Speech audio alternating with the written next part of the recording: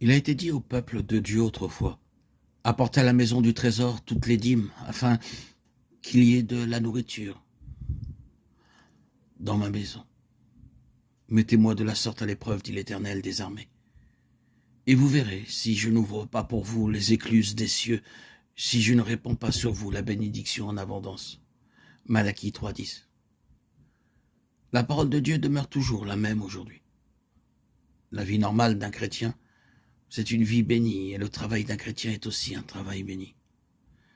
Si dans notre expérience nous sommes en contradiction avec ce principe, nous devons aller au Seigneur pour en découvrir la cause.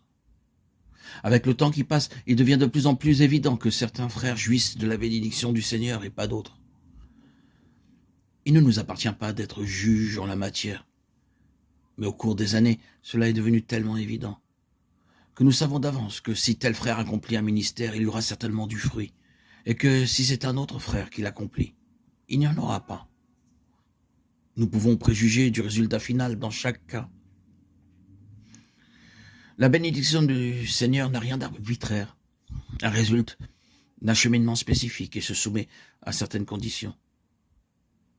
Dieu trouve sa satisfaction dans un certain état de choses, alors que dans un autre, il est insatisfait.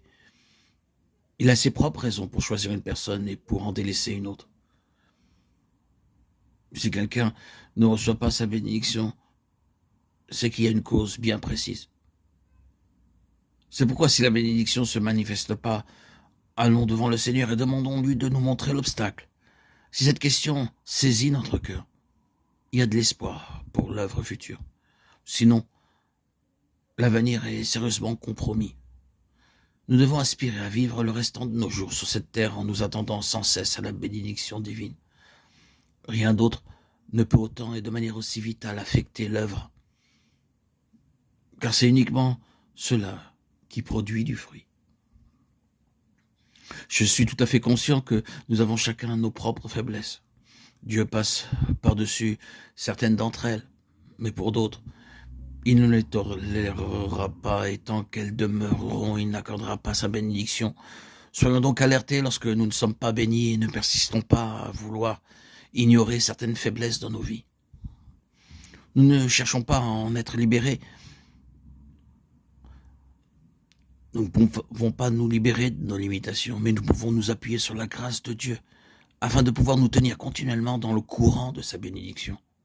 Allons à lui, disons-lui, Seigneur, ce vase est faible, mais pardonne afin qu'il soit assez profond pour contenir ta bénédiction.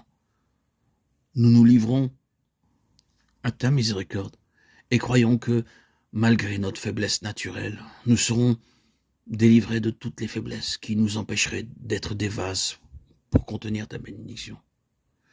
Oh, Seigneur, que la bénédiction puisse couler de nos vies comme elle coula de la vie d'Abraham.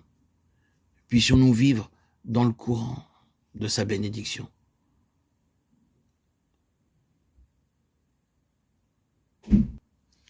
Attendons-nous à sa bénédiction, car elle doit devenir notre expérience constante.